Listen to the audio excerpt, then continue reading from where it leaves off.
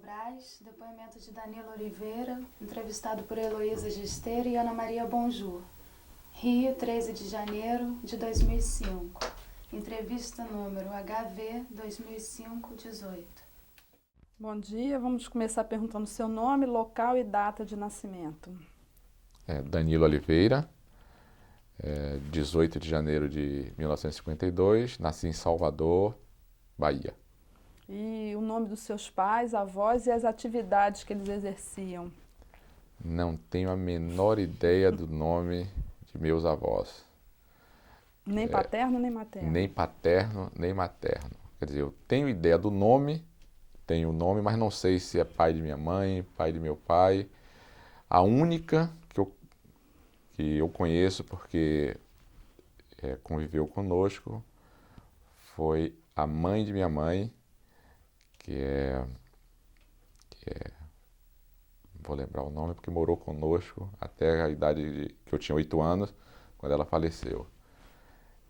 Adelina, também não sei o nome completo, a gente chamava ela de mãezinha Adelina, e foi a única que eu conheci. E como meus pais eram muito mais velhos que eu, e a gente não costumava, inclusive meu pai não conheceu o pai, então não tenho uma memória muito... E o nome dos seus pais? Otaviano Oliveira e Dilce Oliveira. E eles tinham profissão?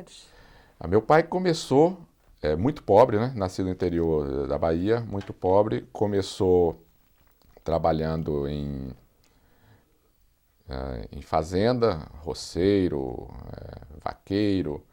E muito jovem resolveu exercer a atividade de garimpo. E foi garimpeiro.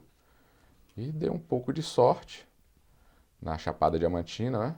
E progrediu um pouco e chegou a ser industriário, dono de algumas serrarias e fazendas também na área da Chapada Diamantina.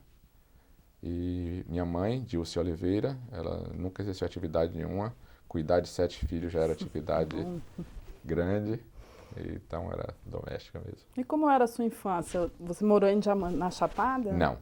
Os meus irmãos mais velhos, os 3 irmãos mais velhos que eu, chegaram a morar em Andaraí, né, que era a capital da Chapada Diamantina na época, mas a partir do 4º filho, de 7, eu sou o 5º, já foram nascidos em Salvador, e minha infância foi toda em Salvador, né? Esporadicamente, 1 ou 2 vezes por ano, durante as férias a gente ia para Andaraí, passar as férias escolares.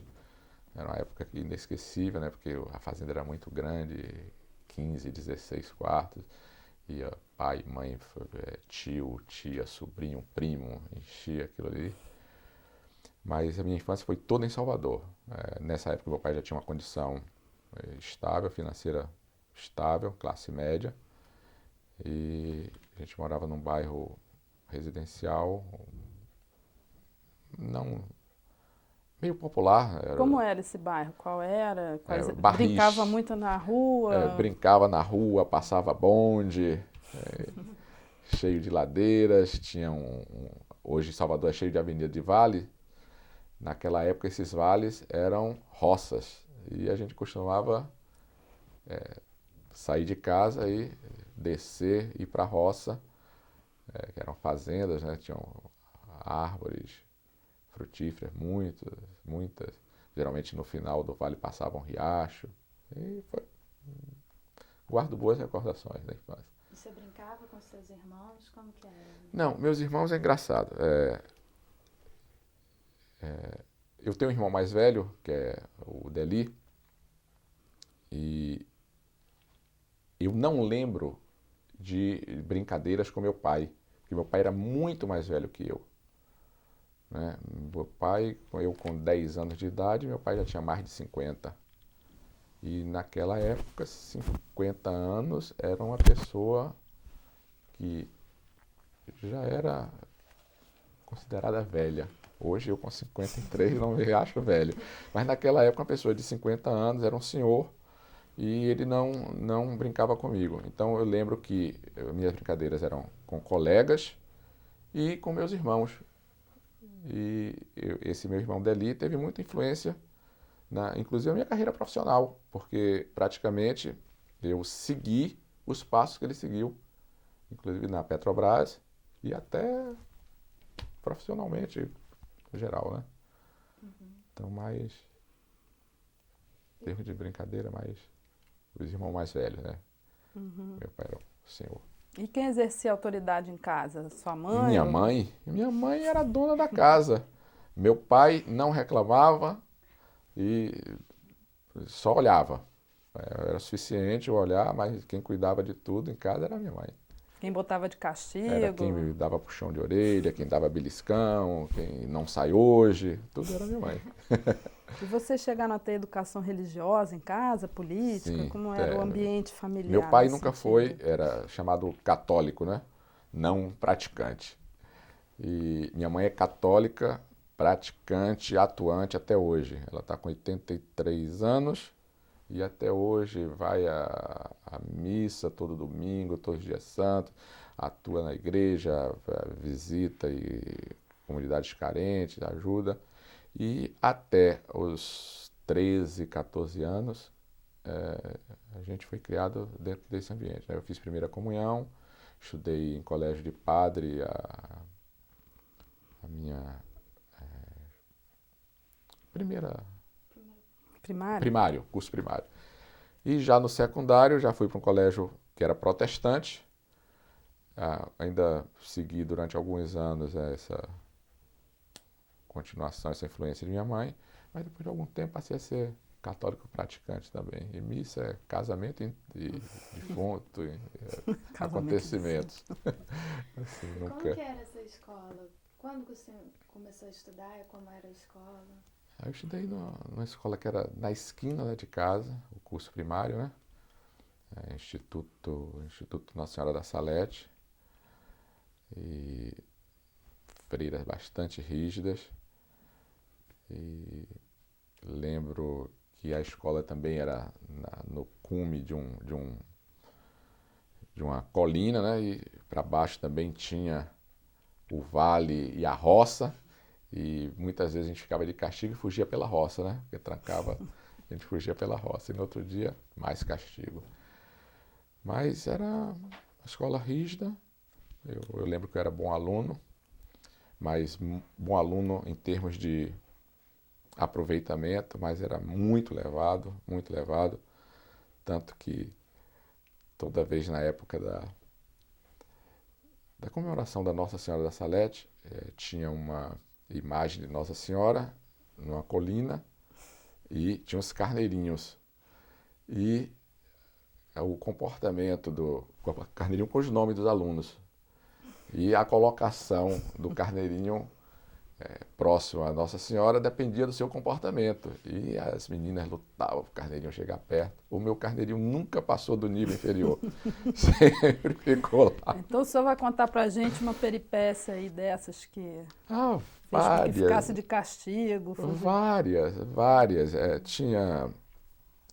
Tomar vinho do padre na igreja, ir no claustro das irmãs, ser pego no claustro, que era um local proibido, e matar a aula para ir chupar manga, vá quebrar vidro jogando bola, que era proibido no pátio interno. Tem várias.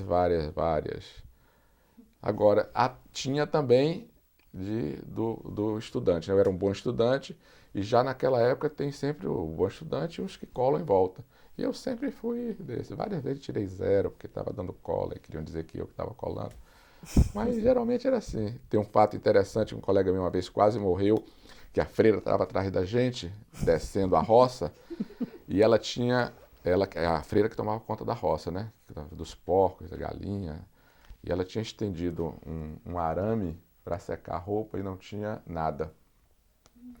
E nós viemos correndo e o colega exatamente bateu aqui.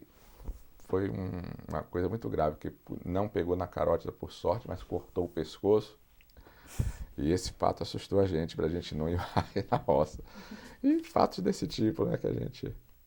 Isso na escola primária? Na escola primária, e né? no ginásio também continuou? Não. Aí dando no ginásio eu já fui para um colégio, o Colégio 2 de Julho, eu já estava mais maduro, né, com 11 anos de idade. Não, eu digo maduro porque meus pais me criaram com muita independência, né? Quem decidiu que colégio ir estudar fui eu. Eu fiz, naquela época se fazia exame de admissão, né? Eu fiz para o Colégio Militar e para o Colégio 2 de Julho, passei nos dois e decidi ir para o 2 de Julho. E era independente mesmo, com 11 anos de idade eu saía, não sei se vocês conhecem Salvador, saía dos Barris para a Fazenda Garcia, que eram 2 quilômetros de distância, andando com 11 anos de idade. Hoje, acho que meu filho não faria isso, nem faz. Andar 2 quilômetros no meio da cidade com 11 anos de idade, com a pasta para o colégio. Mas até Salvador está mais perigosa Não, agora, não né? faz hoje. Pois Esse percurso em Salvador, eu acho que ele não faria com 13 anos, ou 15. Porque em Niterói, com 15 anos de idade, a gente levava ele na escola. As 2 vezes que ele foi, uma vez perdeu o tênis e outro relógio roubado, né? Então, eu já estava mais maduro e já sabia a importância do estudo e levava bem, sempre fui melhor comportado nessa fase, né? Então, dos 11 aos 18 anos, fiz o curso secundário todo, ginásio científico na época, todo 2 de julho. E a parte de estudo no colégio era sempre bem comportado, não lembro de nenhum fato assim como era do primário, mas reservava mais a bagunça para a noite, né? E quais eram as bagunças noturnas? A bagunça Muitos da amigos, noite, a os bagunça lugares que da vocês noite. frequentavam em Eu Salvador? nunca me dei bem com bebida, né? Carnaval na Bahia era um fato esperado e todo mundo brincava, bebia. Eu no primeiro gole me sentia mal. Até hoje, eu bebo, hoje minha vida é um gole de cerveja, um copo de vinho, uma dose de uísque. Mais que isso, pode encostar no canto que eu estou me sentindo mal. Então, os colegas meus eram todos mais velhos, da rua, né? E todos frequentadores dos locais famosos da Bahia, né? E não tinha esse negócio de idade, né? Precisava de ser 18 anos para frequentar o ambiente noturno. Então, eu saía com eles, ia para farra. Quais Mas eram os sem lugares beber. famosos de Salvador? Praça Castral? Cabaré, chegou a- cabaré mesmo, né? Era Tá certo. cabaré mesmo. Então, cada um tinha sua namorada. E o resultado disso foi com 15 anos tive uma tuberculose. Mas, E praticava esporte além da... nunca. Até hoje, nunca pratiquei esporte nenhum. Gosto mais de jogos de mesa. Nunca pratiquei esporte, eu fico admirado. Mas você parece um atleta, a vida toda sempre corpo de atleta. Eu digo, pois é, nunca fui para uma academia, nunca pratiquei esporte. Hoje é que por necessidade médica, né, porque eu todo sedentário, pratico esporte. Fui praticar esporte, arrebentei o joelho, arrebentei o cotovelo, aqui, arranjei uma bursite, aí arranjo esporte, mas tem que fazer musculação. Aí tá, agora eu vou fazer musculação, mas musculação como se eu não gosto de academia? Aí arranjei agora um tal de pilates para ver se melhora aí, faz uma musculação com alongamento que eu detesto, mas para sair do sedentarismo, né? Como que era a moda? Como vocês se vestiam na época, os seus amigos? Olha, ridícula. A moda era ridícula. Quer dizer, qualquer coisa de moda, passado um tempo, a gente olha para trás, eu pelo menos tenho umas fotos com as calças boca de sino, com a chamada nesga, calça marrom e vermelha quadriculada. Na época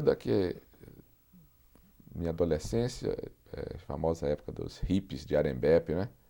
Eu conheci também.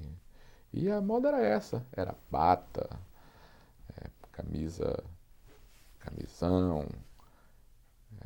camisa com macho, com aquele gancho de puxar atrás. E as calças eram a famosa calça com nesga. Tem umas Ia fotos muito que me para acharam Arembepe? ridículo. Ia. E como é Ia. que era? Conta um É. pouquinho lá das farras em Arembepe. Arembepe era o seguinte, você não sabia dirigir e não tinha idade, né? Nessa época eu tinha entre 15 e 17 anos e roubava a rural de meu pai, meu colega que tinha carteira dirigia, aí geralmente tinham 2 ou 3, passava nos cabarés, né? Pegava umas 2 ou 3 também, voltava, ia sexta-feira, voltava domingo, passava lá, era assim. Sempre gostei de música, né? Sempre um no grupo que tocava violão. E a gente ia Na pra época lá. dos Novos Baianos, já ali, né? Sempre tinha atividade. Que tipo de música? O MPB era o mais tocado, né? MPB e na época Beatles também, né? Mas essa comunidade, a música baiana sempre foi muito forte na Bahia. Para a entrada de música estrangeira, até hoje é difícil. Mesmo música brasileira, para entrar na Bahia é difícil.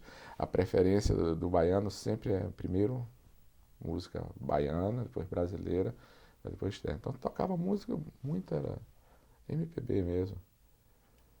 Era Caetano, Gil, João Gilberto, Bossa Nova, muita coisa de Bossa Nova. E os Beatles que estavam entrando, Beatles, Queens, Pink Floyd. Uhum. E me diga uma coisa, e havia na sua família alguma expectativa para que seguisse alguma carreira? Não. Nunca houve em casa. Meus pais sempre deram independência a todos os filhos. Mostravam sempre a importância do estudo. Meu pai, inclusive, dizia que não tinha primário, que o que aconteceu com ele não iria acontecer com a gente, que era uma coisa difícil você prosseguir sem estudo. Sempre mostrou a importância do estudo, mas sempre deu independência da gente, da escolha. A escolha sempre foi nossa e, no máximo, eles faziam comentários sobre nossas escolhas. Quer dizer, eu comecei a tocar piano com 4 anos, estudar piano, com 11 anos decidi parar. É isso mesmo que você quer? Então, para.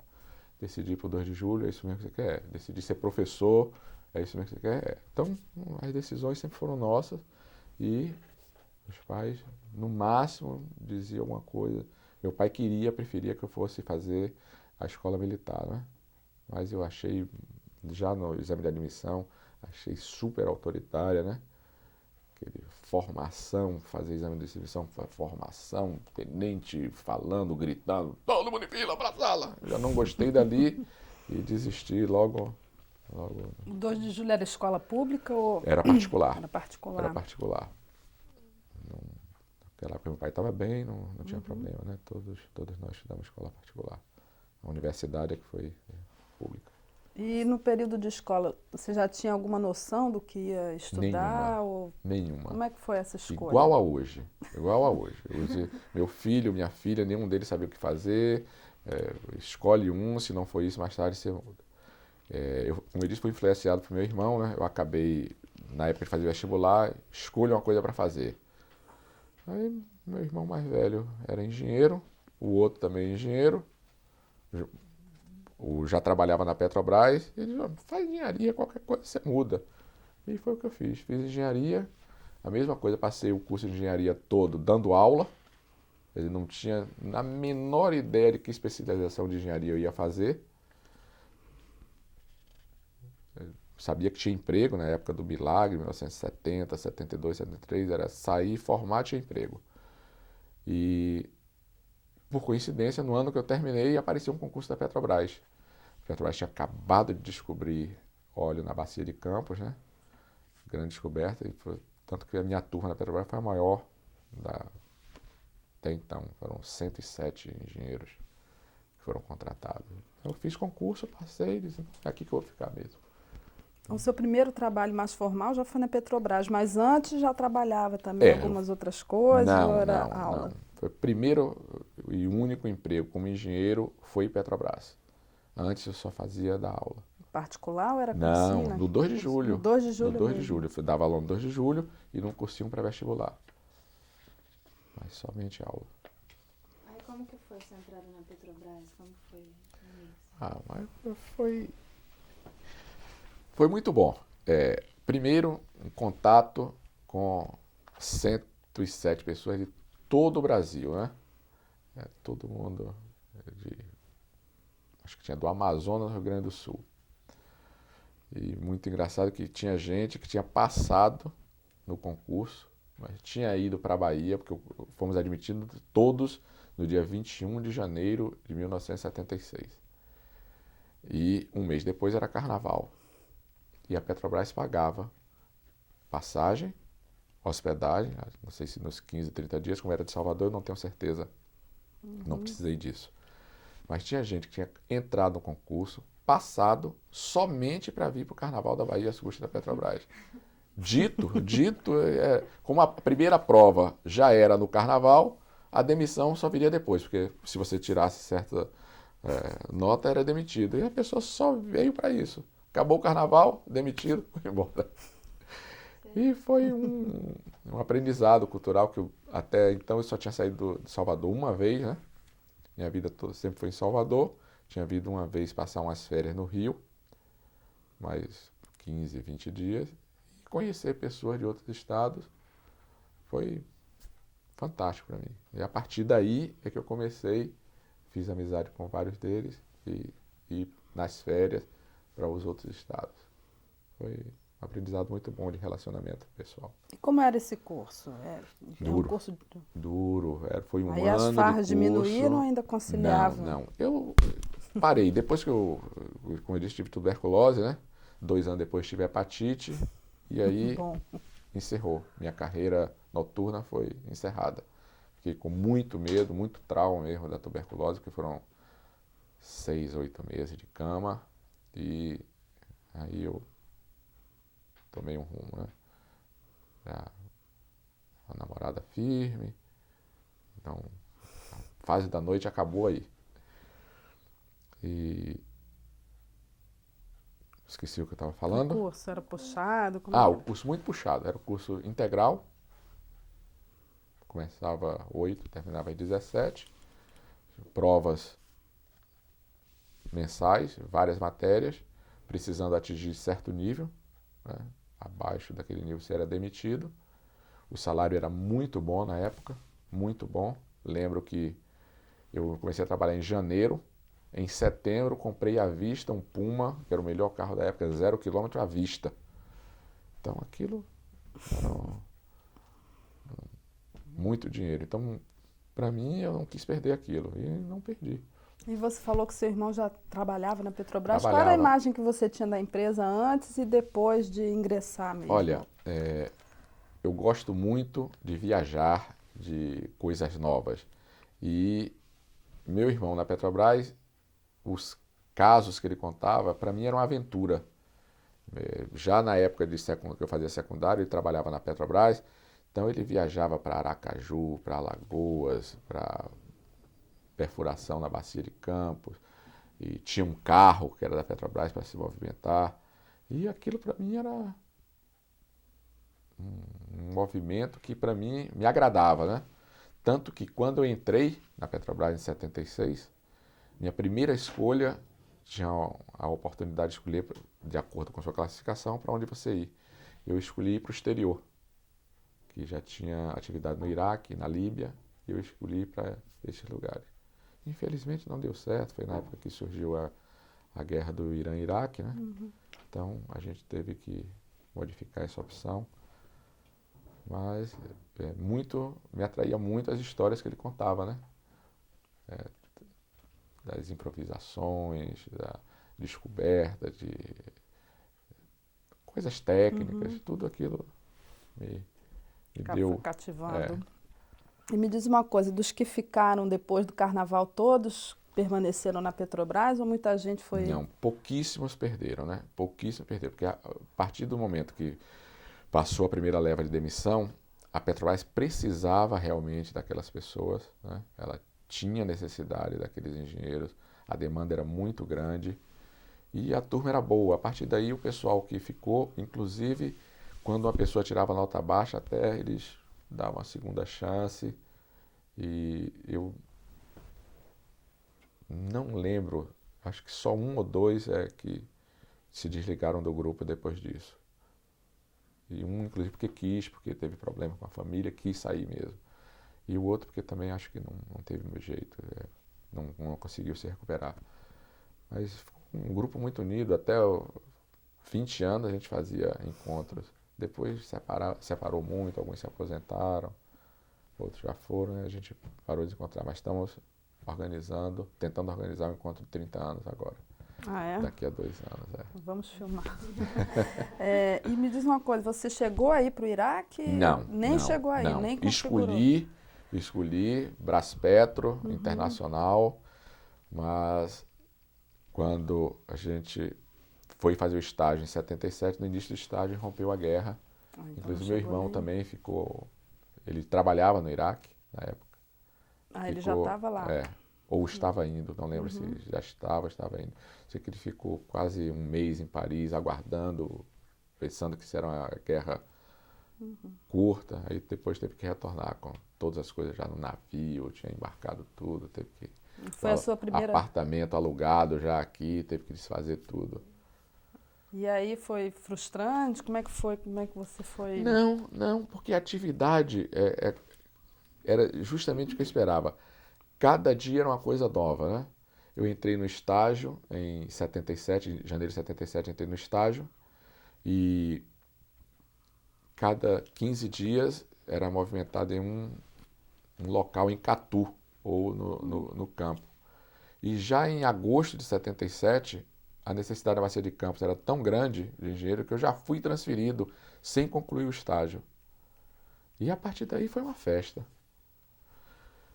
Porque viajava todo mês para Vitória, embarcava 15 dias, solteiro, com dinheiro no bolso, folgando 15 dias. Aí cada folga era um lugar, folgava no Rio Grande do Sul, folgava em Florianópolis, folgava em São Paulo, folgava no Ceará. Cada folga era em um lugar diferente e cada embarque era uma coisa diferente. Então cada embarque era aprendizado, cada folga era uma nova diversão. E aí você também. foi para Vitória? Não, nessa época você ainda estava em Salvador? Morando em Salvador e embarcando, ia para Vitória somente pegar as diretrizes do embarque, embarcava, voltava para Vitória, fazia os relatórios e ia para folga. E isso foi... E essa escolha, Ceará, enfim, aí dependia, era de acordo com os amigos? De acordo com o embarque. Você fazia amizade, onde é que você mora? Fortaleza, vá lá. Aí, vou e ia mesmo, né? E a mesma coisa, muita gente ia para Salvador também. Às vezes eu ia para Salvador e recebia as pessoas lá. E como era o trabalho, esse início de trabalho já na plataforma? Como era o ambiente, enfim? As plataformas todas eram estrangeiras, né? Todas eram americanas, tripulação americana, e os brasileiros eram somente o de nível mais baixo, né? E nós da Petrobras. Aprendi inglês na raça, porque o curso que eu tinha de inglês era só do secundário mesmo, né? Eu curso secundário. Aprendi inglês embarcando. E a atividade era literalmente uma descoberta para todos, porque a atividade de produção no mar era nova para todos, inclusive para a tripulação americana. Eles eram técnicos de perfuração e nós, a partir de 1977, estávamos trabalhando com equipamentos de produção. Então, tudo era novo, cada embarque era novidade, eram catálogos, a gente recebia o material com os catálogos e ia aprender ali na hora, na sonda. Não tinha nenhuma autoridade que soubesse aquilo. Então, o nosso curso, que foi de 1 ano em Salvador, ele não tinha essa parte de produção offshore, porque não se conhecia. A Petrobras já iniciou isso com o mais novo que existia no mundo e já quebrando recordes. Então, os sistemas que foram já em 1977 colocados em prática para produzir na Petrobras eram novos no mundo todo. Eram novidades para todos, né? Para todos. Tanto que vinham consultores de fora para nos orientar, e quando o consultor viu o equipamento, também não conheço, vamos estudar juntos aqui. Como é que era vocês sentaram? É uma cooperação muito grande, né? Quando há o desconhecido, a união em torno do mesmo objetivo levava todo mundo a procurar o melhor conhecimento e contornar todos os problemas encontrados. Então, tinham várias companhias de serviço, né? De diversas companhias, e falhava alguma coisa, sentava todo em torno da mesa, com os catálogos, com os programas, para tentar descobrir onde era a falha. E tinha equipamento de 4, 5, 6 companhias, né? E iam se testando, ia verificando o caminho. Pelo que você está falando, vocês tinham uma certa consciência do pioneirismo do trabalho Todos ali. tinham. Qual era a sensação? Porque devia dar certo, dar errado, vai, volta. Não, dava muito errado. Dava muito errado. Eu lembro de um poço particular, que foi o Garopa 8, e quase ocasionou a minha demissão e de outro engenheiro. Porque nós fizemos muita besteira, né? Muita besteira. Pelo desconhecimento nosso e dos outros também. Então, a gente tentava acertar e às vezes só piorava as coisas. E depois, quando foi se investigar, realmente a gente tinha feito algumas coisas indevidas e um diretor pediu a nossa cabeça, a demissão. Mas foi contornado porque todos os superiores hierárquicos a nós, né?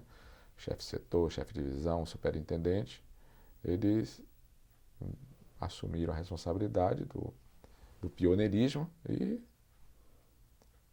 fizeram ver ao diretor que não cabia uma demissão, porque, afinal de contas, A ousadia devia ser importante também nesse trabalho, né?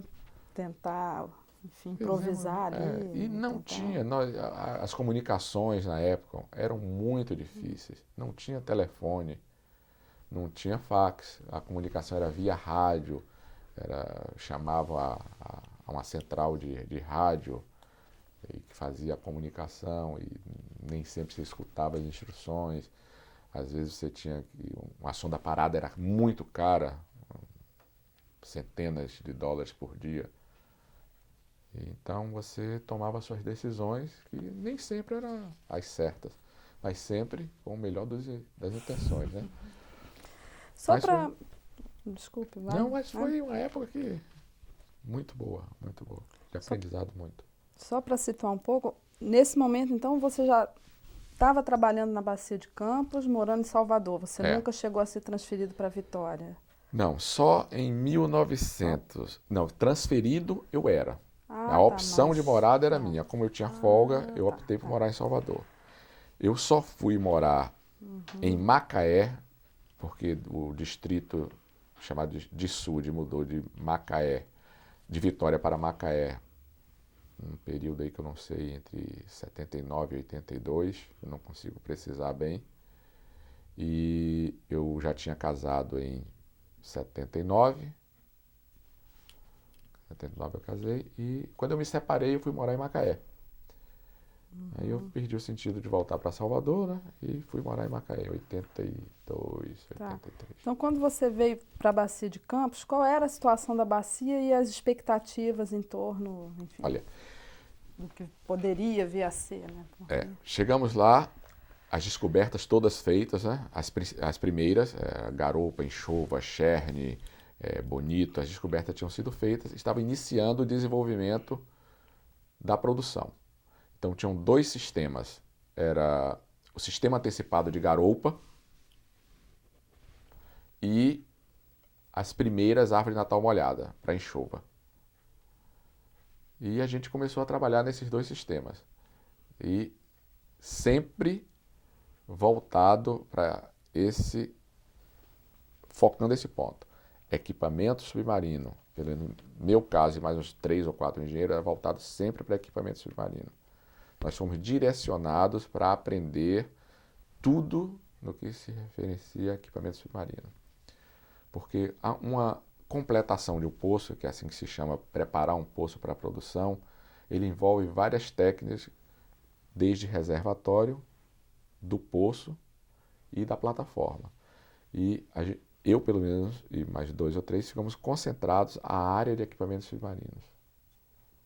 Então, praticamente eu me dediquei um ciclo da minha vida a pesquisar, aprender, projetar, desenvolver, fazer manutenção, toda essa área de equipamentos submarinos, principalmente a chamada árvore de Natal molhada, né? Que desde o início foi a maneira que a Petrobras escolheu para desenvolver seus campos. Porque um campo offshore você pode escolher explorar via plataforma. Os primeiros campos da Petrobras foram explorados com plataformas. Foi assim no Nordeste, foi assim com a fase rasa da Bacia de Campos, né? As plataformas fixas todas, elas são dessa mesma época, só que uma plataforma fixa, ela precisa de um período de construção. Quando eu cheguei lá, elas já estavam em construção, mas não se trabalhava nelas, porque o trabalho todo de construção é em terra. Então, a minha parte era submarina. Então, sempre voltado para esse tipo de coisa. A árvore de Natal molhada, manifolds e o sistema antecipado de garupa, que era um sistema totalmente avançado. Dá para explicar um pouquinho para a gente o que é isso? O sistema de antecipado de garupa foi um sistema contratado pela Petrobras de produção, que ele consistia em transferir para o ambiente marinho toda a tecnologia de superfície em terra. Então, o que é que fazia? Pegava uma árvore de Natal terrestre, colocava dentro de uma cápsula com espessura de parede enorme, em ambiente não marinho, ou seja, cápsula estanque, como se fosse um submarino, colocava a árvore de Natal ali dentro e submergia essa cápsula e acoplava a cabeça do poço. Então, na verdade, era a mesma tecnologia de terra colocada dentro de uma cápsula estanque. Qual era o problema? Ou qual era a dificuldade? O trabalho ali dentro tinha que ser feito. Descia um submarino, acoplava, tirava a água daquele espaço entre a cápsula, transferia os homens lá para dentro, os homens trabalhavam como se fosse em terra, acabava o serviço, voltava para a cápsula e retirava. Então, o problema era esse, encontrar as pessoas para trabalhar nesse ambiente e porque elas tinham que ser um misto de quase um mergulhador, né? E tinha que ser um técnico da especialidade daquele serviço que ele ia fazer. E não era fácil. Às vezes você encontrava um bom técnico, mas que não tinha coragem para ir lá. E esse sistema era muito caro, porque precisava de um barco dedicado para suprir que mantivesse essa cápsula de intervenção. E a Petrobras desativou em 1983, 84. Entre 83 e 84 o sistema foi desativado. Ele produziu campo de garupa da maneira que era previsto, antecipadamente, mas com os campos perdendo a produtividade, ele não valeu mais a pena e foram sendo abandonados. Hoje em dia já não tem mais, porque também a profundidade... Não tem. Se os poços são muito antigos, eles pararam de produzir. Eles pararam já de produzir. Uhum. E me diz uma coisa, você, voltando, você estava em Campos no momento em que se teve consciência da dimensão da bacia? Como é que foi esse processo? Conta um pouquinho para a gente. A gente trabalhava na área de produção. E a área de produção tem uma interface com a perfuração, que é na hora que você vai avaliar os poços. E a gente trabalhava preparando os poços para produzir de campos já descobertos há algum tempo. E acompanhava a atividade de perfuração e exploração adjacente. E a cada descoberta, a gente ficava sabendo, a gente torcia, porque a gente sabia os volumes que a gente estava trabalhando nos campos já descobertos, e cada vez que a gente ouvia falar no novo, por exemplo, Albacora, em 84, 85, quando foi descoberta Albacora e Marlim, quando a gente ouvia falar os volumes de bilhão de barris, a gente ficava muito... Pô, trabalho aqui tem para a vida toda. Porque, na época, para mim, o melhor trabalho, e muita gente que embarcava, o melhor trabalho era embarcado. Porque era, para certas pessoas, eu me incluo nessa pessoa, o novo é o desafio, o novo é o interessante, é o que estimula. Então, eu não me imaginava sair de um regime de embarque para trabalhar em escritório. O escritório deve ser maçante, a mesma coisa todo dia. Aqui a gente tem coisa nova. E cada descoberta dessa significa trabalho à frente, tem a vida aqui, vou me aposentar trabalhando aqui. E assim foi no decorrer desses anos todos. Né? Mesmo depois de vir para a Terra, e trabalhar ligado a equipamento submarino, a gente acompanhou já em terra, né? Acompanhando o desenvolvimento e trabalhando já no suporte tecnológico para preparar a companhia para desenvolver esses campos que, com certeza, não existia tecnologia na época. Porque a Petrobras, durante esse ano, sempre foi assim. De 180, 200, 300, 400, 500, 1.000, 1.500, 2.000, 2.500, sempre foi o upfront da tecnologia. Sempre batendo os recordes, e a gente ia para o exterior, na época, às vezes para aprender, para discutir os assuntos. A gente, às vezes, parecia um pouco de a Petrobras quer bater recordes, quer ser melhor, mas não é questão da gente querer, é que as descobertas que a gente fazia era sempre em lâminas d'água profundas, e ninguém vai fazer descoberta para deixar lá, deitado eternamente. Esperando alguém descobrir a maneira de tirar, né? Então a gente sempre, quando foi criado o Procap, ele direcionou a companhia toda, focada, era simples, era a engenharia, a área de produção, perfuração, todos com o mesmo objetivo: capacitar e desenvolver equipamentos que permitissem a Petrobras descobrir não apenas a descoberta, mas também a produção daquele óleo. E esse programa Procap, você deve ter ouvido várias pessoas falarem aqui, é um sucesso até hoje, né? E é o momento que marca mesmo a estratégia da empresa em investir na bacia de Campos. Voltar de uma maneira sistematizada, né? De capacitar a companhia para isso. Porque o que a gente fazia até então, nos campos, primeiro, foi utilizar a tecnologia estrangeira, né? Até 300 metros, a gente importava os equipamentos, e a partir desse equipamento é que a gente foi introduzindo as nossas modificações, foi preparando para águas mais profundas, utilizando equipamentos que não eram próprios para ir para, por exemplo, naquela parte tem o trabalho do Poço Piraúna, a completação, a 400 metros, foi feito um equipamento que foi fabricado para 300 metros. E a 400 metros já foi uma ousadia, já foi uma adaptação, já foi uma maneira que a Petrobras encontrou, baseada na experiência passada, para estender a tecnologia para águas mais profundas. E como é que foi essa integração na empresa? Porque pelo que você está falando, então era uma união dos engenheiros que estavam ali à frente, na plataforma, dialogando com o pessoal do SEMPES, enfim, para preparar... Olha, esse período eu deixei de embarcar em 85, né? Por opção.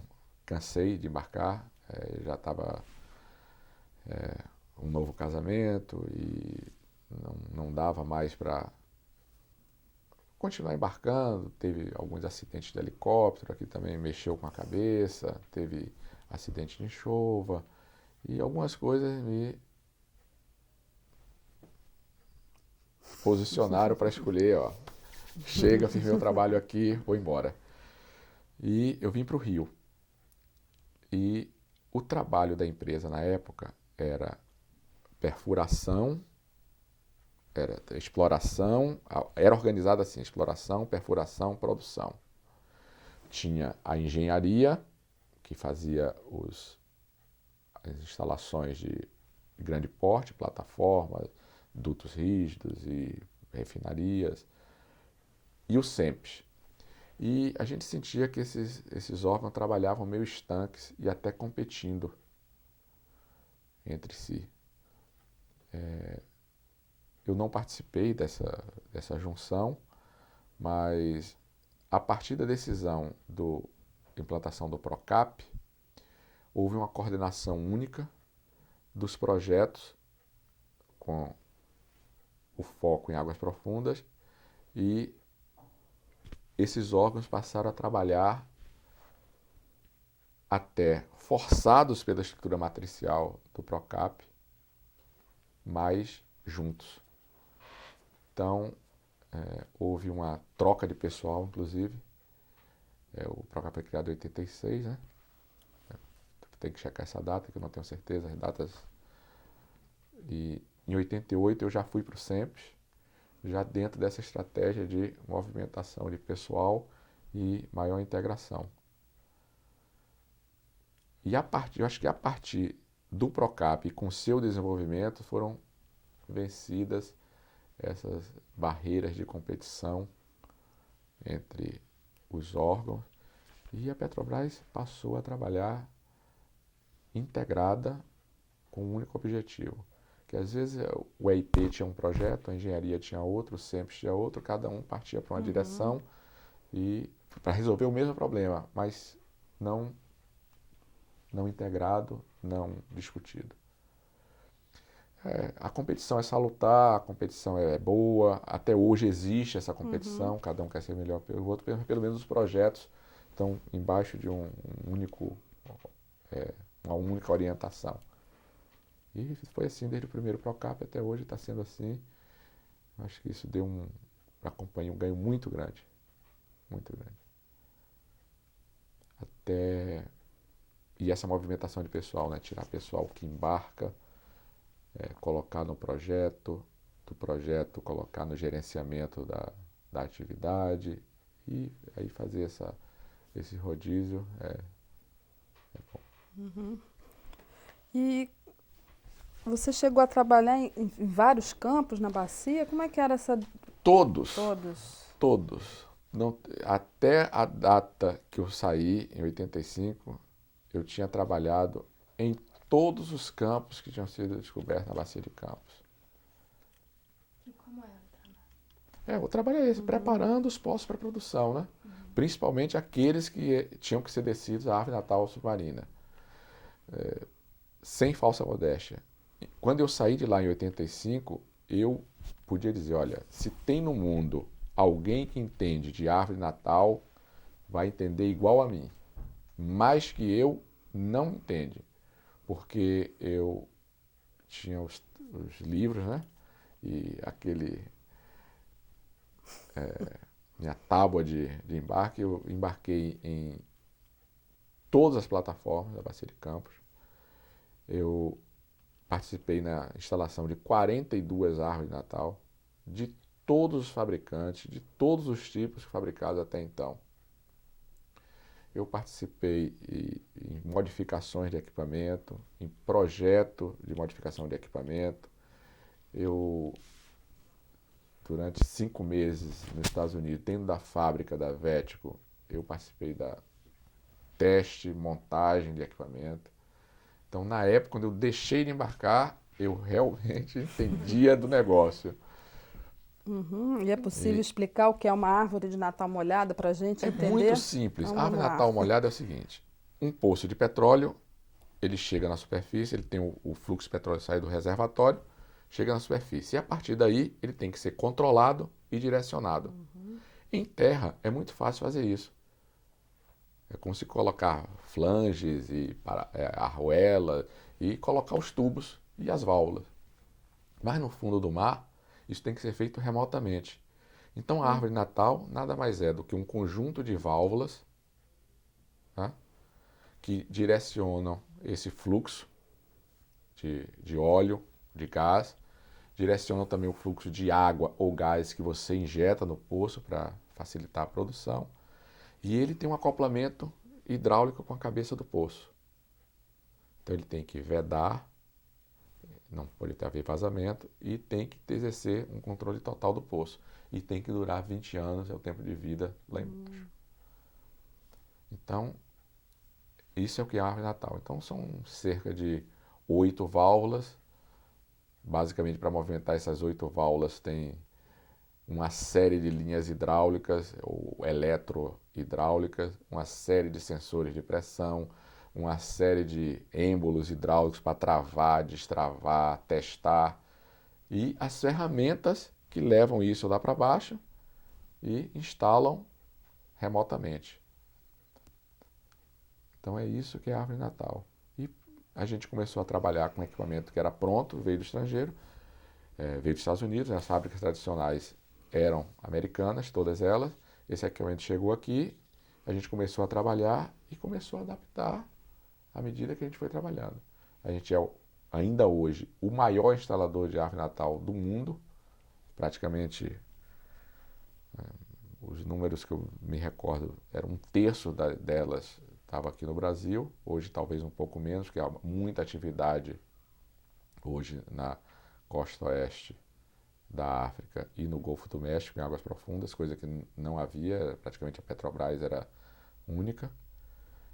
E com essa experiência de instalação dessas árvores, a Petrobras, praticamente os técnicos da Petrobras, não sou eu, tem uma equipe de técnicos que trabalham em Macaé, que trabalham com isso há 20 anos.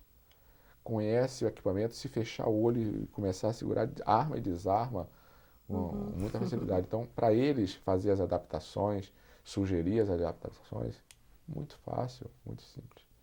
É diferente de uma empresa, por exemplo, você vai para uma empresa, uma major, qualquer uma delas, que tem atuação mundial, ela tem muita atividade, mas tem aonde? Tem no Golfo do México, tem no Mar do Norte, tem na Malásia, tem na Austrália, tem na costa oeste. Então a atividade é dividida e os técnicos são regionais. A nossa atividade não, ela é toda concentrada na Bacia de Campos. Então todo o conhecimento está ali, concentrado nos técnicos que apoiam a Bacia de Campos e na Bacia de Campos. Então, se você pegar uma grande companhia dessa, ela tem um grande projeto no Golfo do México, tem um grande projeto no Mar do Norte, tem um grande projeto na Indonésia, mas são projetos totalmente separados e, muitas vezes, essa transferência de conhecimento não se dá. Então, nós levamos grande vantagem nesse ponto. E essa transferência de conhecimento não se dá pelas características das diversas bacias ou é pela distribuição mesmo? Não tem como você, por mais que você realize workshops, faça encontros frequentes, por exemplo, uma Shell Golfo do México é diferente de uma Shell Inglaterra, é diferente de uma Shell Noruega, diferente de Shell Filipinas. É difícil colocar esses técnicos e contatos para trocar o conhecimento, porque o conhecimento é no dia a dia. Então essa concentração na Bacia de Campos, de certa forma, foi um favorece, porque privilégio é para a contínuo, é uma atividade que vem desde 1977 e ela é contínua na Bacia de Campos e naquele lugar. E nos outros não, tem um projeto, por exemplo, um projeto no Mar do Norte. Tem um hoje, tem um daqui a 6 anos. Do Golfo do México tem um hoje, tem outro daqui a 4 anos. Então não há essa... Tanto que os projetos são totalmente diferentes de um para o outro, tendo a mesma companhia. Na Petrobras não, a Petrobras se deu o luxo de comprar o equipamento e não... Para que campo? Qualquer um. Serve para qualquer um, porque a gente adaptou, fez uma padronização que o equipamento ele é intercambiável. Não importa se chegar hoje, tirar uma árvore no campo de marlim, botar uma nova que está, ela vai encaixar perfeitamente. A gente conseguiu fazer essa padronização que é um ganho enorme. E vem cá, quais foram as principais transformações na estrutura das plataformas, assim, para elas irem se adaptando, se adequando, né, a profundidades cada vez maiores? É possível? Quando a gente trabalhava na Bacia de Campos, se dizia que a produção estava limitada à profundidade que o mergulhador podia ir, que era em torno de 300 metros. E as plataformas poderiam ir a 500 metros porque elas tinham um sistema de cabos guias e ancoragem até essa profundidade. Aí, com as análises das sísmicas indicando que poderia haver coisas em uma profundidade maiores, foi se desenvolvendo a tecnologia primeiro para perfurar essas profundidades. Aí surgiram os navios com posicionamento dinâmico. O que é o posicionamento dinâmico? Ele é um navio que não precisa, uma unidade que não precisa de ancoragem. Então, ela passou a ficar estacionária no local, com a ajuda de chamados thrusters, que nada mais são hélices posicionadas em várias direções no casco, e posicionada ou via satélite, ou via um equipamento fixo em algum lugar. Ela estudava a posição e conseguia se manter fixa naquela posição para perfurar o poço. Então essa foi o primeiro avanço nessas unidades de perfuração. E a produção precisava acompanhar. Antigamente, antes disso, a gente usava cabos guias para guiar o equipamento até o fundo do mar. Mas cabos guias era coerente com um sistema fixo de ancoragem. Talvez fique difícil explicar para quem não conhece, mas com o posicionamento dinâmico, que não tem mais uma ligação entre a unidade e o fundo do mar, que eram os cabos guias, a gente instalava um poste embaixo com um cabo fixo na unidade. E por esse cabo é que eram enviados os equipamentos. Esse era o chamado cabo guia. Como a unidade não era mais posicionada fixa por meio de âncoras, ela ficava solta, girando, não pode mais se usar esse cabo guia. Então foi começado a desenvolver os equipamentos com funis guias. Então, o que era? Colocava o posicionamento, a ferramenta embaixo com um grande funil e descia esses equipamentos para bater nesse funil e com esse funil que guiava para os lugares que você queria encaixar. E aí começou o chamado equipamento sem cabos guias. E daí em diante começou-se a adaptar os equipamentos para as profundidades. Então as válvulas eram compatíveis com 300 metros. Então fez-se as válvulas para 500 metros. Depois essas válvulas para 1.000 metros. Para 2.000, para 2.500. E foi-se também avançando na utilização de veículos de controle remoto. Antigamente você tinha uma TV somente para observar. Com a necessidade, foram se colocando máquinas com manipuladores, tanto grab quanto rotativos, né, movidos eletrohidráulicos, e aí você passa a ter imagem e possibilidade de manusear o equipamento no fundo do mar sem uma ligação física rígida. Então isso foi facilitando o projeto dos equipamentos, né? E hoje, praticamente, a gente tem uma ligação física rígida, se quiser, né? A gente pode descer com um cabo o equipamento e deixar todo o trabalho de manuseio, ou guia e atuação com esses equipamentos de atuação remota. Logicamente, por trás disso tem um grande avanço de eletrônica, um grande avanço de imagem, né? De mídia de transmissão de imagem, a fibra ótica, vários tipos de comando elétrico, conectores elétricos que tem para trabalhar em ambiente marinho e mergulhado na água. Você tem que ter uma grande confiabilidade nessas conexões elétricas e eletrônicas, né? E esse desenvolvimento vai apoiando essa nova concepção de equipamentos. E você participou da instalação de árvore molhada, de árvore de Natal molhada no Gabão e no Golfo do México, foi isso? Ah, sim. Como Na época a Petrobras estava muito isolada aqui, né? E a gente fazia as coisas baseado no nosso conhecimento. E surgiram com a abertura dos contratos de risco, várias companhias vieram aqui para o Brasil e eles tinham interesse de ver nossas operações. E a gente pediu uma contrapartida, se caso tivesse operações com árvore de Natal molhada no exterior, que a gente fosse avisado e possibilitasse nossos engenheiros a irem lá. Então eu tive essas duas oportunidades. A ELF, no Gabão, trabalhava com árvore de Natal molhadas também, apesar de ser de águas rasas, e iam fazer a manutenção. E nessa época, era por volta de 80, 79, 80, a gente nunca tinha feito manutenção. Só tinha instalado, mas não tinha retirado para fazer a manutenção. Então a gente viu uma oportunidade, né? Eu fui escolhido para ir. Foi uma viagem inesquecível, né? Por incrível que pareça, o presidente do Gabão na época fui eu mesmo hoje, que o Lula foi lá, o Omar Bongo. Mas eu fui ficar sem embarcado 15 dias numa plataforma francesa e vi a programação, todo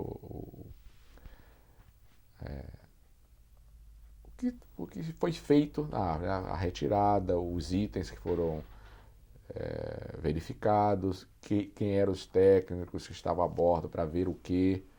E isso a gente trouxe de volta para o Brasil.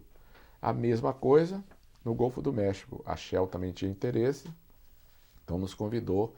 Eles iam fazer uma intervenção numa cápsula daquela submarina do sistema antecipado de garopa e chamou a gente para assistir. Então fui eu e na época o meu chefe, o Mozart da Costa Freitas. Passamos lá 30 dias nos escritórios da Shell, em Nova Orleans, e embarcando para ver as operações.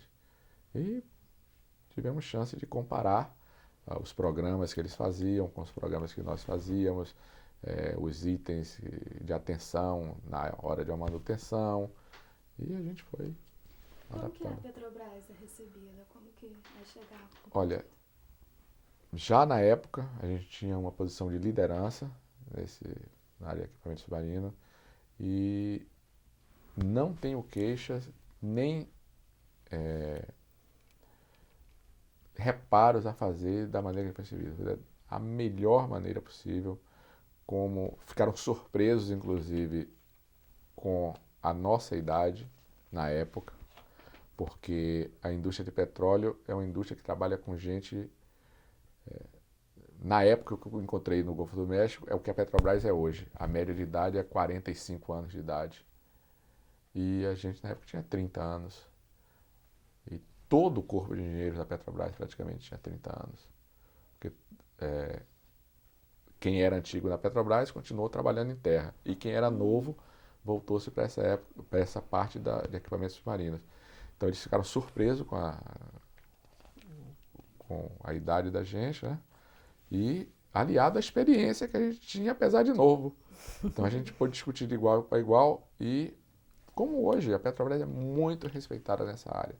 Muito respeitada. Eu acredito que não pode ou não existe fórum referido a equipamentos submarinos ou águas profundas que não conte com a presença da Petrobras. Eles chegam a dizer, olha, se não tiver a Petrobras, perde o sentido. Às vezes é assim. Então, desde aquela época eu senti que eles queriam realmente discutir. E a gente recebeu, a gente foi 2 vezes e várias vezes aqui no Brasil a gente foi retirado de plataforma para vir a encontros de pessoas que vinham da Noruega, dos Estados Unidos, da Inglaterra, para troca de workshops, para trocar experiências. Como que foi? Como que essa troca influenciou no desenvolvimento da tecnologia? Basicamente, o que a gente trocava, quando a gente assinou vários acordos de troca de tecnologia, o que a gente fazia era passar a nossa experiência com equipamentos submarinos e pedir outras que a gente não conhecia. E é muito interessante a importância de você conhecer o seu igual em outra companhia e tratar olho no olho. Uma coisa é você ler um artigo que essa pessoa escreve, a outra coisa é você discutir com ela e receber pessoalmente o conhecimento, as particularidades, peculiaridades que jamais são transmitidas em trabalhos, ou papéis escritos, ou mesmo apresentações. Nessas discussões em cima da mesa, dia a dia, com um projeto aberto, é que você capta os detalhes e a importância de cada operação. Então, e isso a Petrobras passou a ver de uns tempos para cá, porque viagem ao exterior na Petrobras era quase um prêmio, uma raridade. E a partir dessas discussões, e ficou claro para todo mundo, gerentes e técnicos, que essas discussões, cara a cara, com técnicos que têm outras experiências ou outras contribuições a dar, é importante. A Petrobras passou a incentivar mais esses encontros. E a transmissão de conhecimento é simplesmente conversa. É a conversa, até o chopp de noite pode ser talvez a hora que realmente é passado o conhecimento, aquela particularidade que pode fazer uma grande diferença. Para encerrar esse primeiro bloco, né? E para você, um jovem engenheiro que viaja, enfim, levando uma tecnologia nova, representando uma empresa do porte da Petrobras, para você, como era essa sensação? Era um desafio? Tinha noção, enfim? Olha, como é que era isso? É muito difícil eu transmitir falando. Pessoas que convivem comigo, inclusive meus filhos, eles têm a exata noção do que é ou que foi a Petrobras para mim. Porque até me emociona, né? Eles, quando me aposentei, minha filha disse que queria ter um trabalho igual ao meu. Mas igual ao meu como? Não sei. Que eu goste como você gosta. Porque a minha realização no trabalho é tão grande que eu não consigo ver como é que uma pessoa pode dizer, pô, vou trabalhar. Eu não consigo ver como é que uma pessoa consegue se queixar de ir para o trabalho, porque durante toda a minha vida eu sempre fui para o trabalho com satisfação do que eu ia fazer ou do que eu estava fazendo. Em nenhum período de minha vida dentro da Petrobras eu tive qualquer dúvida de que eu estava fazendo o que eu queria, o que eu gostava, o que me realizava.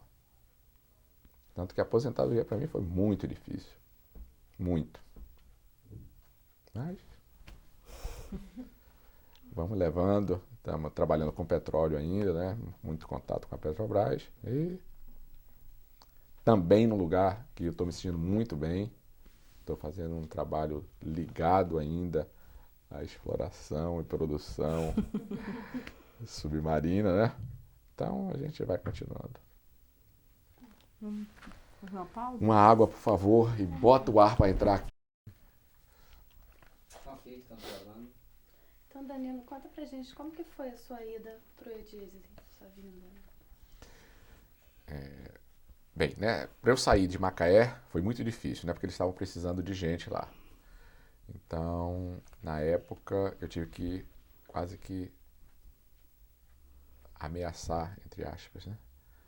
Ah, olha, se não me transferirem, eu vou embora. Porque eu tinha recém-casado no Rio de Janeiro, não queria mais embarcar e eles tinham me deixado em Macaé no escritório. Aproveitar a minha experiência para dirigir ou gerenciar as atividades de preparação dos postos para produção, né? E eu pedi para vir para o Rio. Não quiseram, aí eu falei, olha, eu vou embora, tenho uma proposta de uma firma. Aí o gerente me transferiu. E, de novo, no Rio de Janeiro, fui colocado na equipe de divisão de completação de poços, na equipe encarregada de desenvolvimento de equipamentos submarinos. Eu fazia tanto a programação das unidades, plataformas,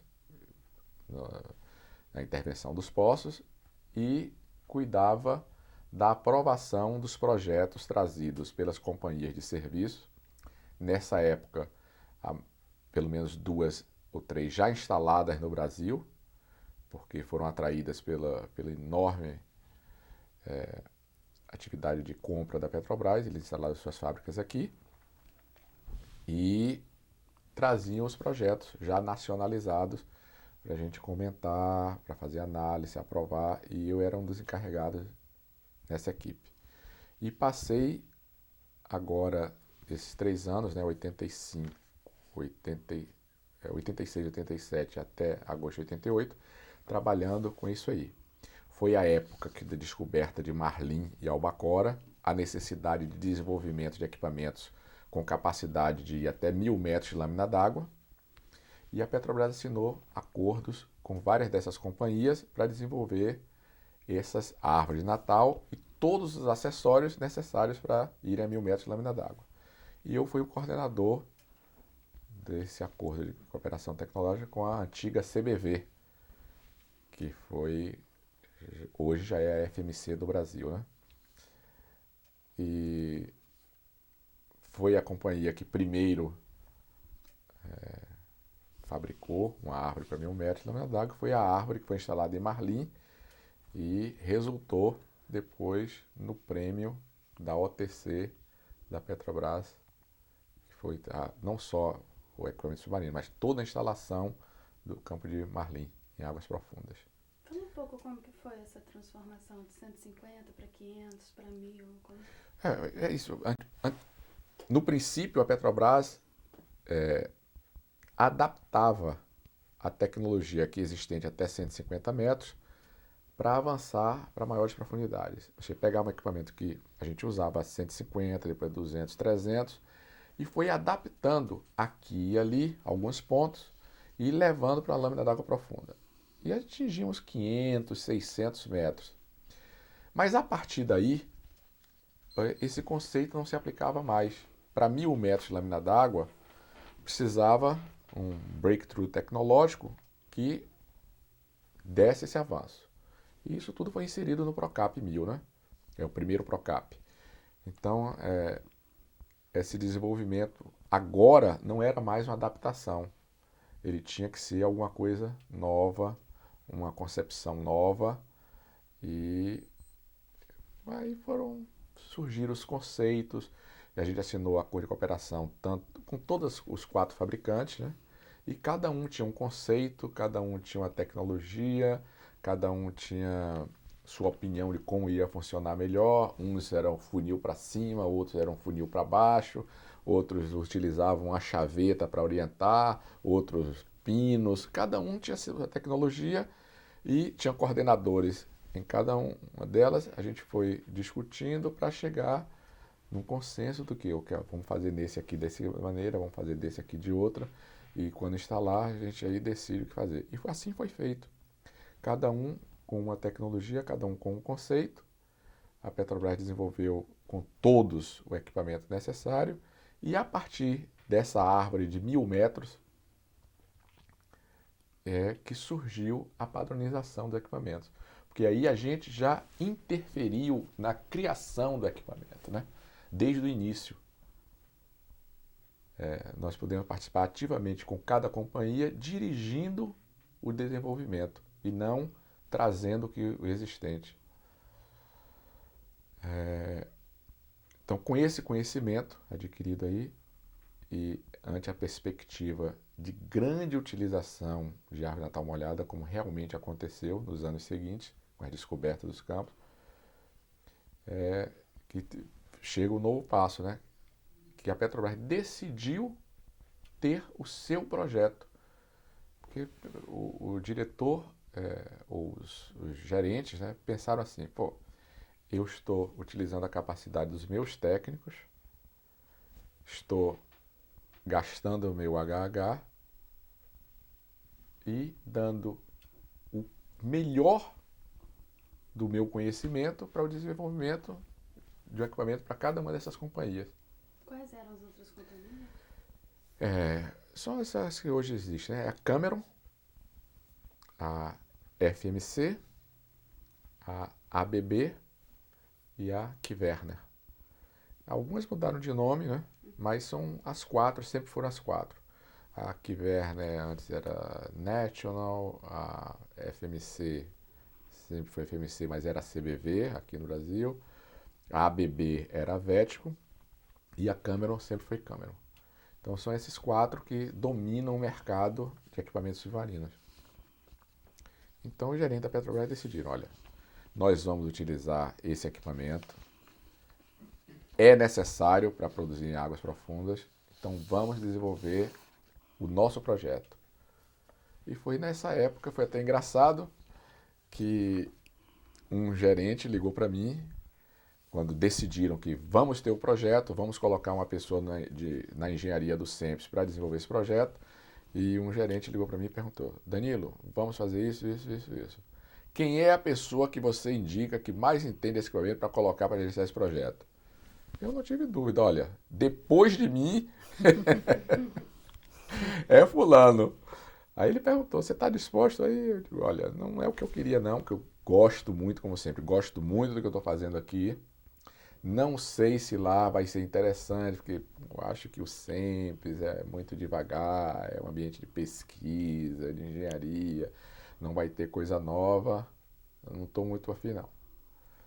Mas ele insistiu, como, sabe aquela insistência? Se você não for... Aí eu fui para o SEMPS e não era tão monótono como eu pensava. Tanto que eu passei 10 anos lá. E, de novo, gostando do que eu estava fazendo. Eu fui para lá com essa missão de desenvolver o projeto da árvore de 1.000 metros da Petrobras. Então, atuei fazendo os testes das pessoas que a gente ia contratar, que a gente não tinha, nessa época, era necessário vários projetistas, né? Que a gente tinha a concepção, mas não tinha quem colocasse isso na prancheta. Na época era prancheta, viu? Não era CAD, não. E a gente fez os testes com as pessoas e contratou uma equipe de 8 pessoas, de técnicos, projetistas e desenhistas, outros tantos de engenheiros, e montamos uma equipe para fazer esse projeto. E foi uma grande resistência, porque parte da empresa era voltada para a área. Olha, nós já temos 4, para que mais? O que é que você vai fazer aí? Eu digo, olha, eu não sei o que eu vou fazer aqui. A missão foi me dada, é isso que eu tenho que fazer e a gente vai desenvolver. Então a gente conseguiu organizar pela primeira vez um encontro de engenharia submarina. A gente foi até para Friburgo, fizemos no hotel todos os técnicos de engenharia submarina, onde foram apresentados os projetos que eram relevantes para a empresa e explicamos qual era a finalidade do projeto da Árvore Natal e mais ou menos saímos de lá amiguinhos, né? Todo mundo em torno do mesmo objetivo.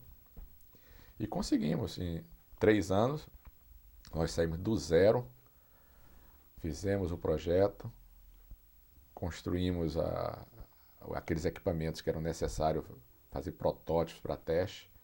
A gente visitou fábricas pequenas e fabricamos equipamento, testamos e conseguimos assinar com a Kverner na época ainda norueguesa, a fabricação do protótipo.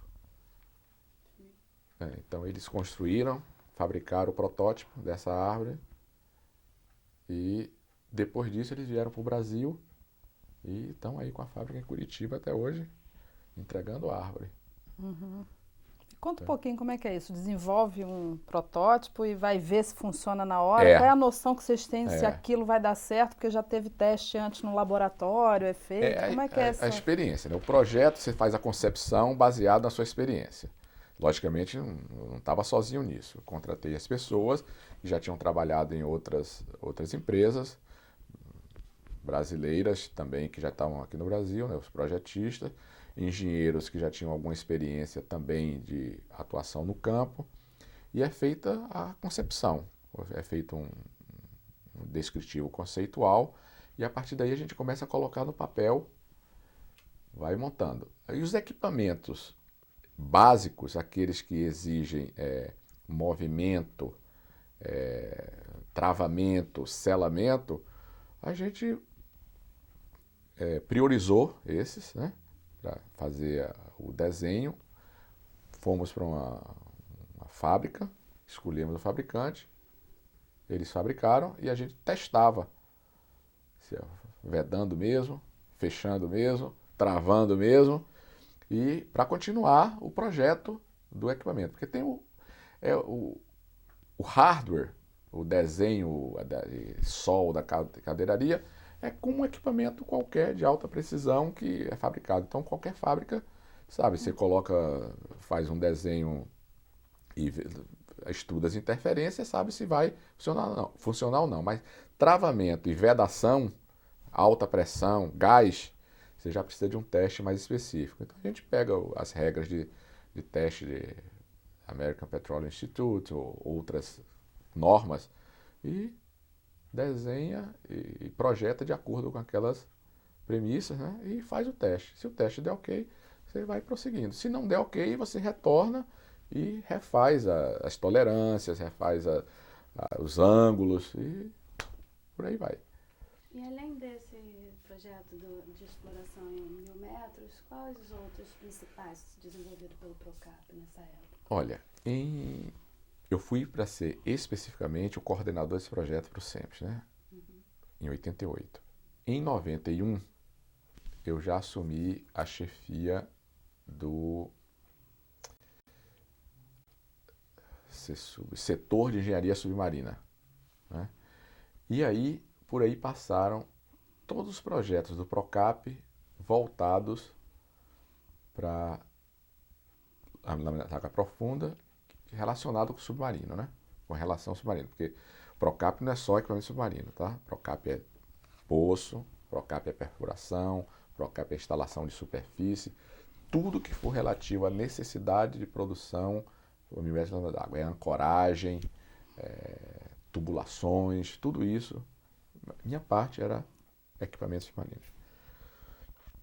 Outro projetos importantes que nessa época da minha passagem por lá foi o bombeio centrífugo submerso, que o desafio era colocar uma bomba elétrica num poço submarino que nunca tinha sido feito no mundo, porque uma bomba elétrica centrífuga de poço, de terra, era comum.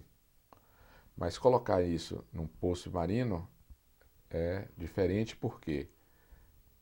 Porque tinha o desafio de como transmitir a eletricidade para diversos componentes que eram encaixados, né? Tem o poço, depois tem a interface do poço no fundo do mar, tem a árvore de Natal, tem a ferramenta da árvore de Natal e tem a plataforma. Todas essas conexões feitas remotamente, debaixo d'água e alta potência. Então a gente, nessa época, o coordenador do projeto era um engenheiro lá do setor, o Mendonça, que com muito afinco levou a cabo essa missão e nós colocamos, pela primeira vez no mundo, uma bomba elétrica submersa funcionando. E esta tecnologia hoje está sendo, ou estudada, ou vai ser aplicada no campo de óleos pesados no Espírito Santo. Então levamos praticamente 10 anos até, a partir do protótipo, até encontrar uma utilização que vai viabilizar a produção de um campo. Porque até então, os campos que a gente descobriu não necessitavam especificamente daquela tecnologia. Mas a gente sabia que uma hora ia ser necessário. E surgiu aí essa oportunidade. Depois dessa experiência no SEMPES, como é que você vê aí o SEMPES, né, nesse trabalho de explotação offshore, né, esses contatos? Olha, a forma de trabalhar hoje do SEMPES é elogiada em todos os visitantes de outras empresas que vêm para cá. Porque ela está um trabalho muito integrado com o campo, muito objetivo, sem perder de vista a função de um centro de pesquisas, que é até de pesquisar e ver coisas que podem não ser utilizadas. Existe uma parcela de projetos chamados projetos Blue Sky, que estão ali para o cientista mesmo aplicar e ver primeiro uma descoberta para depois verificar o uso. Os projetos nossos, eu não posso dizer mais nossos, os projetos do SEMPES, eles estão voltados para a utilização e a necessidade específica da Petrobras como agente de exploração, perfuração e produção. Muito integrado o trabalho, muito. E eu acho que um dos motivos disso é o abandono do estilo antigo, né? E somente uma função por especialidades, gerenciamento por especialidade, para o cruzamento com matrizes, né? Então existem os gerentes de projeto, os grandes projetos, chamados projetos de companhia, e passando pelo SEMPES, pela engenharia, pela exploração e produção, então pelo campo. Então, esses projetos entram e recrutam esse pessoal daqui, né, e todos eles trabalham gerenciados por um ente que não seja dos 4 principais, né? E esse tipo de trabalho tem resultado em boas E mudou inovações. muito o trabalho nas plataformas hoje em dia, enfim, nesses últimos anos, com esses desenvolvimentos? A tecnologia, facilita, não só a tecnologia na área de petróleo, mas todas as outras novas descobertas, né? Posicionamento, GPS, informação online, internet, tudo isso facilita o trabalho de você não estar mais sozinho. Antigamente na plataforma você era o tomador das decisões. Você tinha o problema e idealizava a solução e você mesmo implementava. Às vezes, no máximo, você conseguia um contato via rádio ou por telefone. Na época, até peguei os 3 últimos anos, já tinha um telefone, uma linha direta. E, de qualquer maneira, os contatos eram muito pequenos e as decisões eram 2, 3 pessoas. Hoje você tem um acompanhamento total online, você é capaz de perfurar um poço e está no edifício sede visualizando a broca, em que formação ela está, e poder dizer, olha, vai mais para o nordeste, para o oeste, inclina. Isso é uma facilidade incrível, né? Ninguém poderia imaginar que você poderia, tempo real,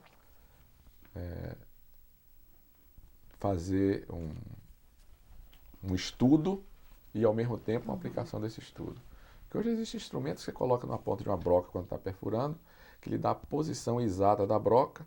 Você tem uma sísmica 3D e você coloca num campo 3D aquela formação que você quer atravessar e vê literalmente a broca entrando na formação e vê se ela está passando acima ou abaixo daquele ponto que você quer e corrige na hora aquelas coisas.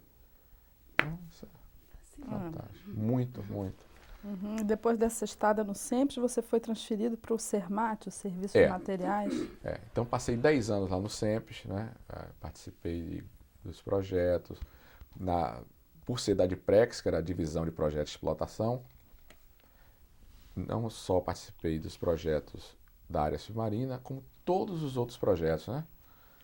E nos outros setores, setor de linhas, de estruturas, ancoragem. Então, peguei um feeling de como é o desenvolvimento dessas coisas, ideia de custo, ideia de projeto, ideia de necessidade, tudo isso.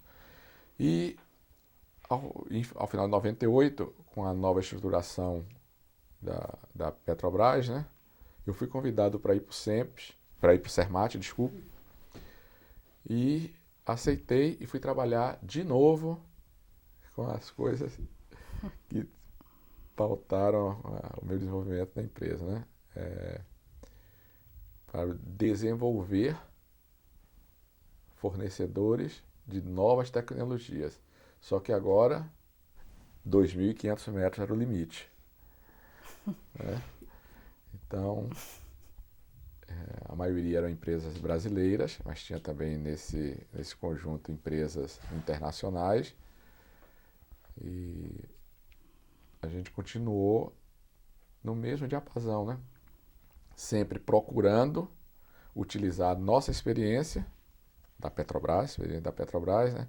Aplicando as necessidades de profundidade de 2.500 metros e desenvolvendo a tecnologia e, às vezes, até um novo fornecedor.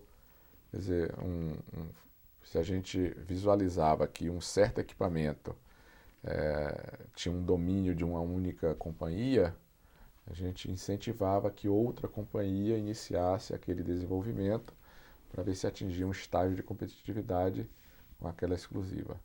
E a gente conseguiu várias coisas nisso. E o que a gente ainda importa e importa de tecnologia? Olha, a parte eletrônica ainda é muito dependente, né? Eu diria que basicamente eletroeletrônica é importado.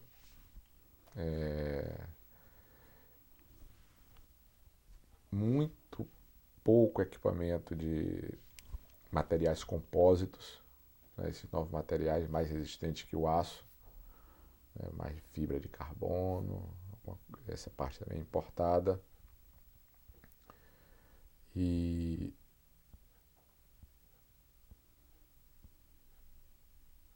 basicamente, como um grande todo, seria isso. O resto seriam pequenos componentes aqui e ali. Componentes, por exemplo, plataforma.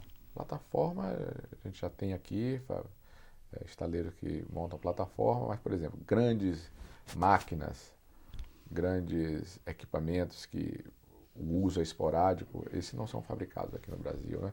E não compensa ter uma fábrica para...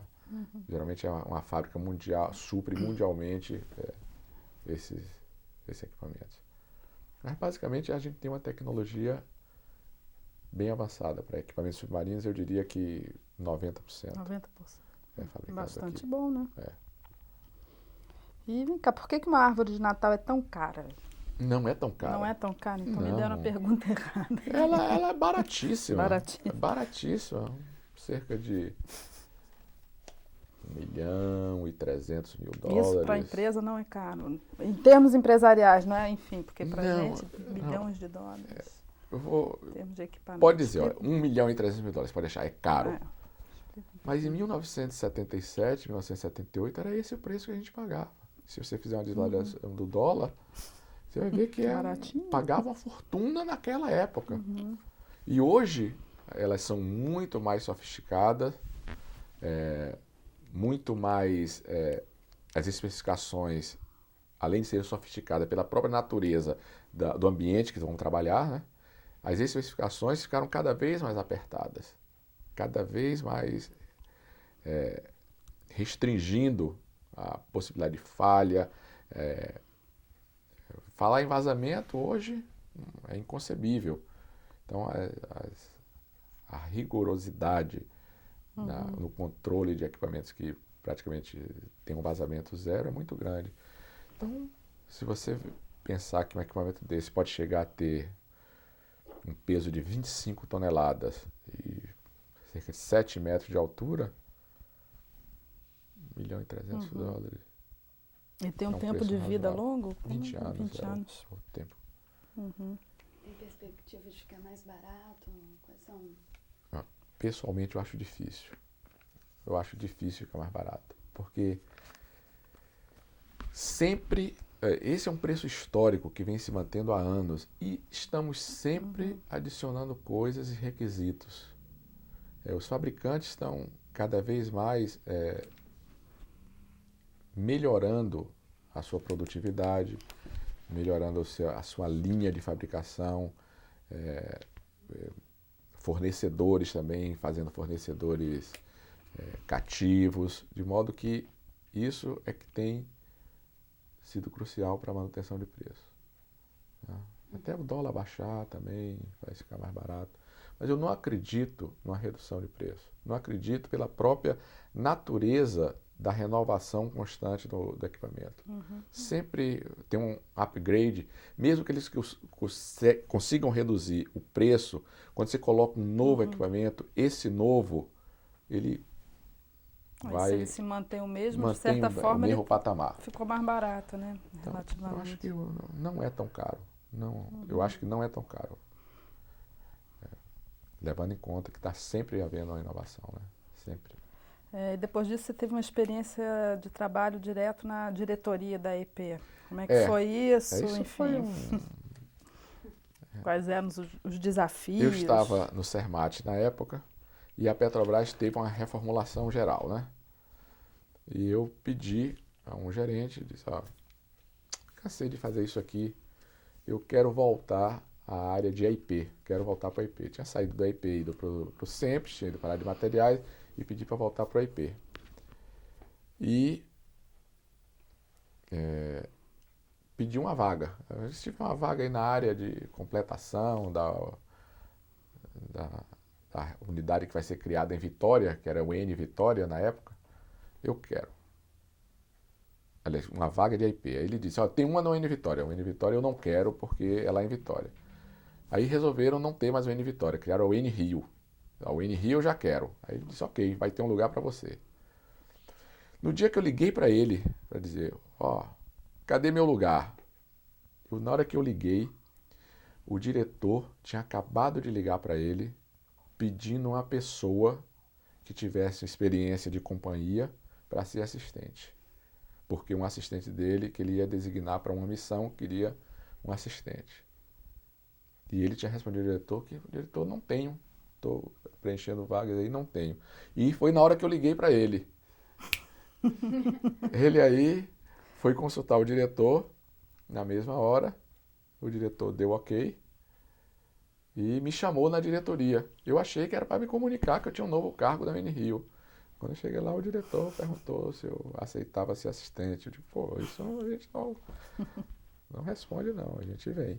E como que era o trabalho de assistente? Olha, se eu tinha uma experiência de campo, de projeto, de relacionamento com a indústria no Sermat, quando eu cheguei na diretoria, o trabalho é completamente diferente, né? O trabalho na diretoria é papel, puramente papel, e a função do assistente é assessorar o diretor, porque o diretor não consegue ler a quantidade de papéis que chegam para ele aprovar e matérias que entram na diretoria. Então a nossa função era ler aquele papel e dar um parecer favorável, contrário, fazer observações e com base nisso o diretor aceita ou não aceita o que você faz, né? Na verdade você faz um resumo do que chega e ele toma a decisão. Como a diretoria é colegiada, então um diretor de AIP ele toma as decisões referentes também à área de internacional, gás e energia, financeira, serviços, tudo isso chegam chegava matéria de todos esses lugares. Então, esses 4 anos para mim foi de um aprendizado gerencial da companhia como um todo, uma visão total dos negócios da companhia, né?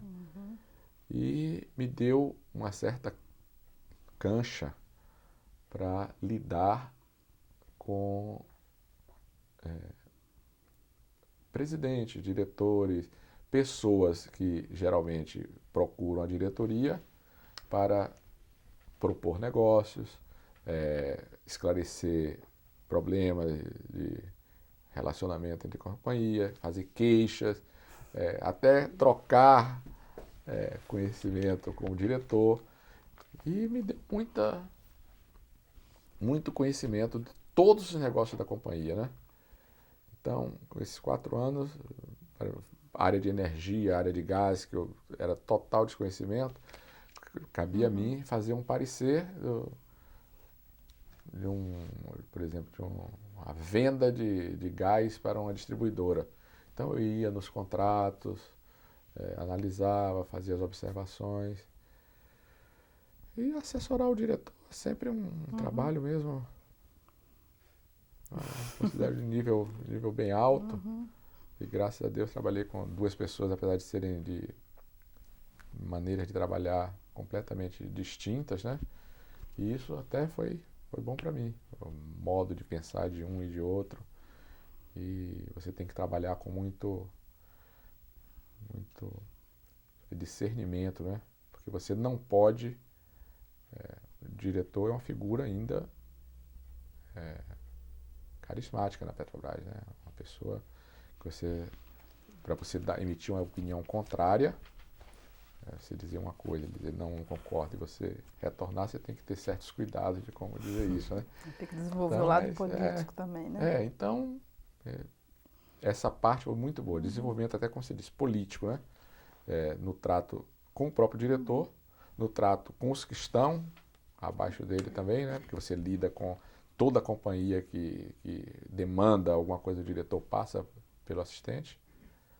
E aprendi muito, foi muito bom. E do seu ponto de vista, o que a Bacia de Campos representa para o país? Olha, eu diria que em certa época dos anos 90, a Bacia de Campos foi a mola do país, porque às vezes você só via trabalho efetivo, desenvolvimento, dispêndio de investimentos feitos pela Petrobras, né? Um período muito estagnado da economia brasileira, e a Bacia de Campos esteve sempre crescendo esse tempo todo. Ela nunca parou de crescer e a Petrobras também nunca parou de crescer. Então, a Bacia de Campos, para mim, ela foi o ponto de desenvolvimento brasileiro. Se alguém falar no desenvolvimento brasileiro, tem que focar a Bacia de Campos como um ponto, se não o principal, um dos principais focos do desenvolvimento brasileiro. É daí que nós provavelmente vamos tirar a autossuficiência.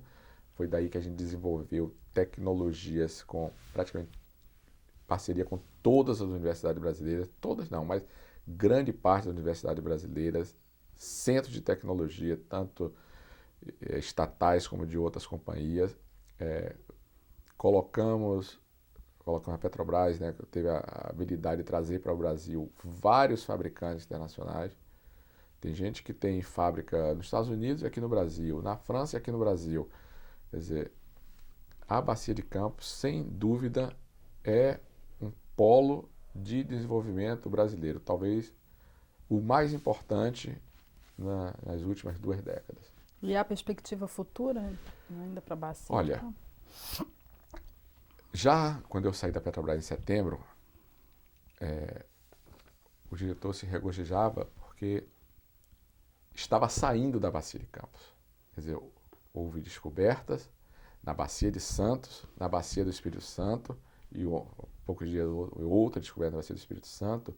E isso é muito bom para diversificar e ampliar até o desenvolvimento brasileiro para outros estados. Você amplia o desenvolvimento que foi conseguido na Bacia de Campos para outros polos. Provavelmente Espírito Santo, daqui a uns 10 anos, vai ser, não sei se tão grande, mas quase tão grande quanto a Bacia de Campos. A Bacia de Santos, também com o desenvolvimento de gás. Então isso vai alavancar nesses estados e em torno desses estados um desenvolvimento de uma nova economia, né? E a Bacia de Campos, eu não sou geólogo, porque o geofísico e geólogo é que tem faz essa análise, mas eu acho que os gigantes que tinham sido descobertos na Bacia de Campos já foram descobertos. Se tiver, tem muito pouco. A Petrobras focou realmente, nos últimos 20 anos, focou realmente a Bacia de Campos. E é possível que agora, com as descobertas, novos modelos, que a geologia desenvolvendo para essa lâmina d'água de 2.500 metros, provavelmente será a vez de novas bacias. E aí, depois dessa experiência na diretoria, você se desligou da... É uma opção que a gente tem que fazer, né? Depois de 29 anos, quase 30 anos de empresa, eu já tinha tempo para me aposentar por tempo de serviço, com 35 anos completos, né? A iniciativa privada também necessitando de mão de obra, com essa abertura, várias companhias vindo para o Brasil, próprias companhias brasileiras entrando no ramo de AIP. E eu avaliei, minha mulher também, a gente discutiu e achou que minha idade estava adequada para trilhar novos caminhos, né? Então eu fiz a opção de aposentar, mas continuo trabalhando na área de exploração e produção com uma companhia que é sócia da Petrobras em alguns campos, né?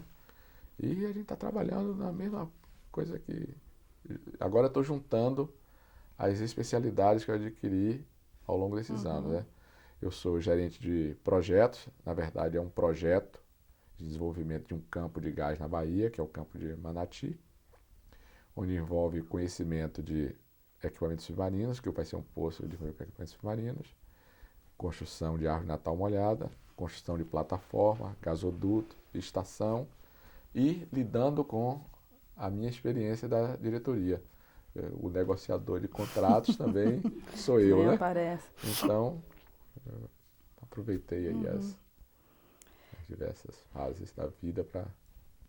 E dessa trajetória aí toda, tem alguma história marcante, interessante, engraçada, enfim, Olha, que vale a pena contar pra gente? Eu fui homenageado há um mês atrás, 2 meses atrás, num seminário que teve de equipamentos submarinos, me deram uma plaquinha pelos relevantes serviços da engenharia.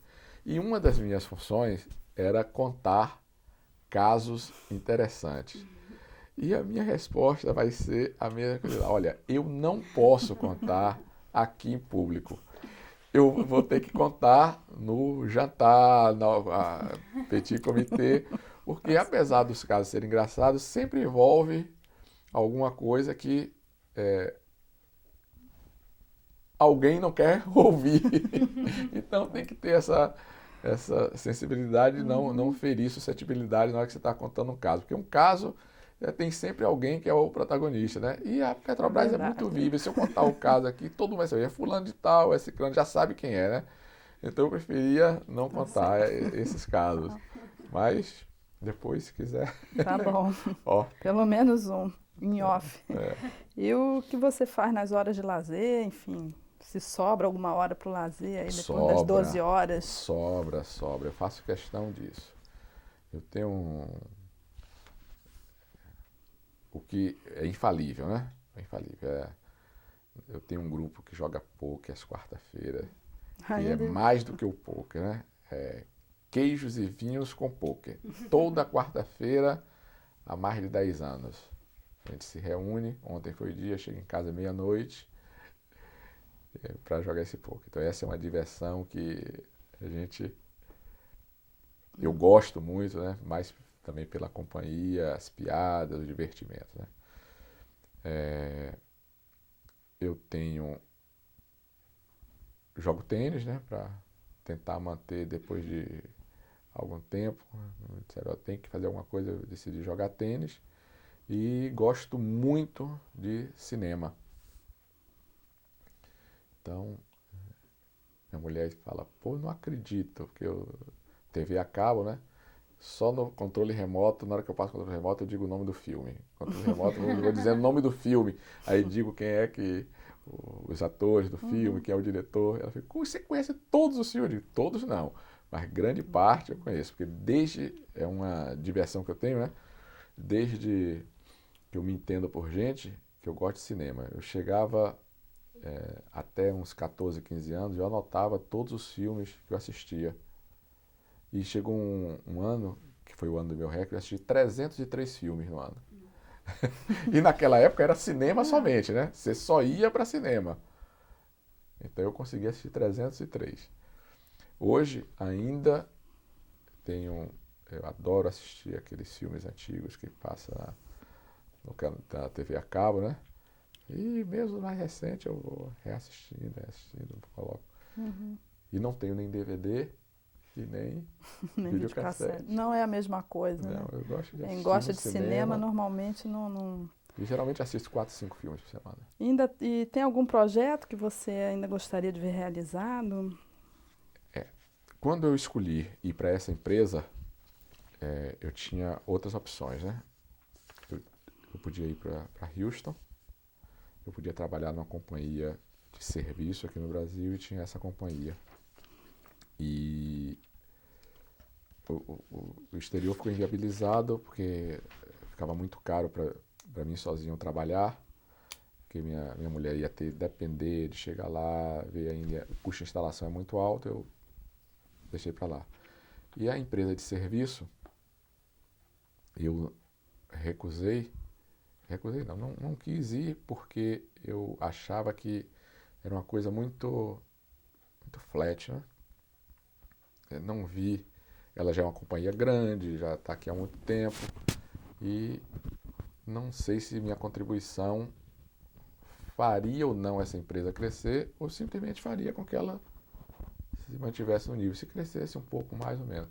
Mas essa que eu fui, ela é uma companhia muito nova, ela está iniciando agora os trabalhos de AIP e tem uma perspectiva de crescimento muito grande e isso eu achei que era um desafio para mim. Eu quero que essa companhia cresça e quero crescer com ela, né?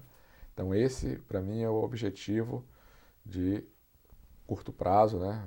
4, 5 anos, colocar essa empresa com a terceira do Brasil, em AIP.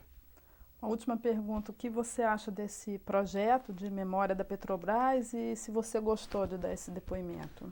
Olha, eu acho que a memória é imprescindível, porque as pessoas que dão esse depoimento, elas vão falar da companhia e posso ter certeza que todas elas vão falar bem dessa companhia.